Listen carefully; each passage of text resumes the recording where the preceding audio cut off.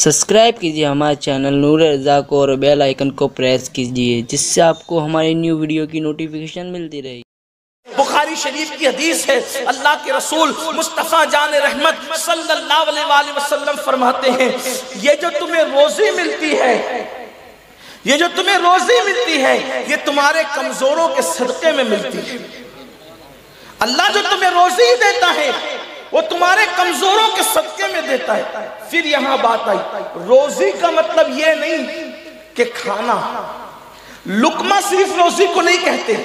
روزی جو لوگ عربی جانتے ہیں انہیں پتا ہے کہ کتنی وسعت رکھتی ہے اپنے اندر۔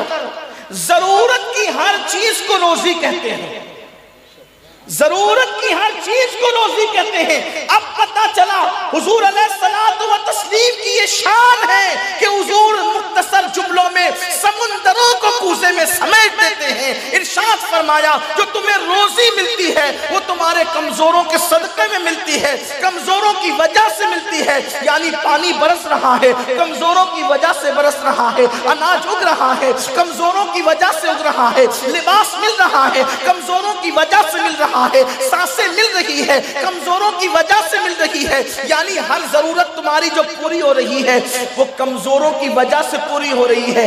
اب اس کی شرح کرتے ہوئے ملا علی قاری لکھتے ہیں کہ یہ کون کمزور لوگ ہیں؟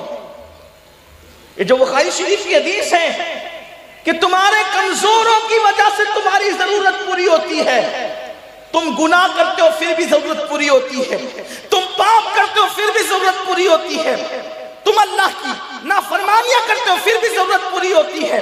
تو وہ کون مبارک لوگ ہیں، وہ کون برکت والے لوگ ہیں جس کی وجہ سے تمہاری ضرورتیں پوری کرتا ہے؟ وہ کون کمزور ہے؟ تو ملا علی قاری ایک حدیث کے حوالے سے لکھتے ہیں کہ وہ کمزور لوگ نہیں جس کو تم جسمانی اعتبار سے کمزور سمجھتے ہو۔ یہاں کمزور سے مراد اللہ کے وہ ولی ہیں، اللہ کے وہ برگزیدہ بندے ہیں کہ اللہ اکبر جو اس شان سے زندگی گزارتے ہیں کہ اللہ کثرت روزہ نے، کثرت صوم نے اور ترک نوم نے اور کثرت قیام نے ان لوگوں کو ظاہری طور پر کمزور کر دیا ہے، اور وہ دل کی گہرائیوں سے شکستہ دلی کے ساتھ، ٹوٹے ہوئے دل کے ساتھ تمہارے لیے اللہ کی بارگاہ میں دعا کرتے ہیں تو ان کے صدقے میں اللہ تمہاری مصیبتوں کو ٹال دیتا ہے۔ اجابت الغوث علامہ شامی کا ایک مختصر سا رسالہ ہے۔ علامہ سید محمد ابن عابدین شامی وہ اپنے رسالہ اجابت الغوث میں لکھتے ہیں کہ اللہ کے رسول علیہ السلام فرماتے ہیں کہ میری امت کے کچھ لوگ ہیں جن کے صدقے میں تم جنگوں میں فتح یاب ہوتے ہو۔ یعنی طاقت کی کمی کے باوجود مسلمان جنگ جیتتا ہے، بعض مقامات ایسے ہوتے تمہیں فتح ملتی ہے، نصرت ملتی ہے۔ اللہ کے حبیب علیہ السلام نے اپنے ظاہری دور میں فرمایا تھا کہ تم لوگ جنگیں جیتتے ہو، ایسے کچھ لوگ ہیں ان کی برکت سے تم جنگیں جیتتے ہو، ان کی وجہ سے بارش برستی ہے، ان کی وجہ سے مصیبتیں دور ہوتی ہے، ان کی وجہ سے تکلیفیں ٹالی جاتی ہے، ان کی وجہ سے بلائیں ٹالی جاتی ہے۔ صحابہ نے پوچھا حضور وہ کون لوگ ہیں؟ تو میرے آقا فرماتے ہیں ان کو ابدال کہا جاتا ہے۔ ابدال یہ اولیاء کی ایک قسم ہے۔ لوگ کہتے ہیں ولیوں سے کیا ملتا؟ سید الانبیاء بیان کر رہے ہیں کہ ولیوں کے وجود کے صدقے میں مصیبتیں دور ہوتی ہے، اور جس کی وجہ سے مصیبت دور ہو اس کو مشکل کشا کہتے ہیں۔ حدیث بتا رہی ہے کہ اللہ کے ولی مشکل کشا ہیں، اللہ کے اولیاء مشکل کشا ہیں، اور پھر ان کا ذکر حضور نے فرمایا ان کو ابدال کہتے ہیں۔ ابدال تو پوچھا حضور ابدال کوئی بنتا کیسے ہے؟ تو اللہ کے حبیب علیہ السلام کا فرمان ہے، آقا ارشاد فرماتے ہیں کہ کثرت عبادت سے، جس کو لوگ عبادت سمجھتے ہیں عرف میں، جیسے نماز، روزہ، تلاوت، کثرت عبادت سے وہ ابدال نہیں بنتا۔ کہ پھر کیسے بنتا ہے؟ کہ وہ کثرت سے بھوکا رہتا ہے۔ ابدال کی پہچان ہے وہ بھوکا بہت رہے گا، وہ بہت بھوکا رہتا ہے، جلدی کھاتا نہیں، کھانے سے وہ اپنے رشتے کو بہت دور رکھتا ہے،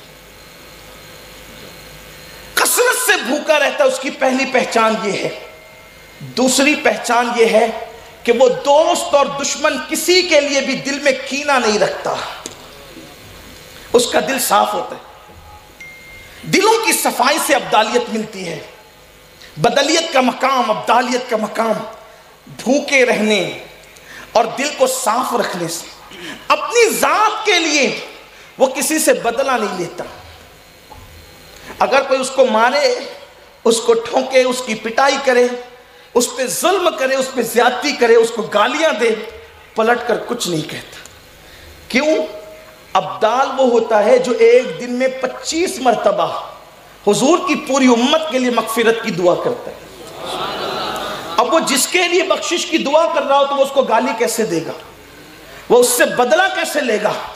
وہ اس سے نفرت کیسے کرے گا؟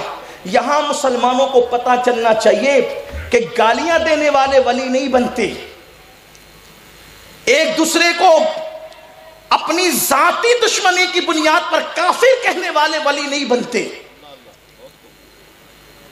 کسی سے اپنے نفس کے لیے اور ہوائے نفس کے لیے لڑنے والے کبھی ولی نہیں بنتے۔ ولایت ان کو ملتی ہے جن کے دل صاف ہوتے۔ کیوں؟ اس لیے کہ جس دل میں بندوں کی دشمنی بیٹھی ہو، اس دل میں یار کی دوستی کیسے بیٹھ سکتی ہے؟ دل تو ایک ہی ہے، اس میں گندگی اور پاکی دونوں جمع نہیں ہو سکتی۔ ایک دل میں گندگی، اور جس دل میں کینہ کی ناپاکی ہوگی اس دل میں اللہ کے انوار کی پاکی نہیں آ سکتی۔ تو پہلے دل پاک ہوتے، کینوں سے دل صاف ہوتا ہے، تب مقام ملتا ہے ولایت کا مقام۔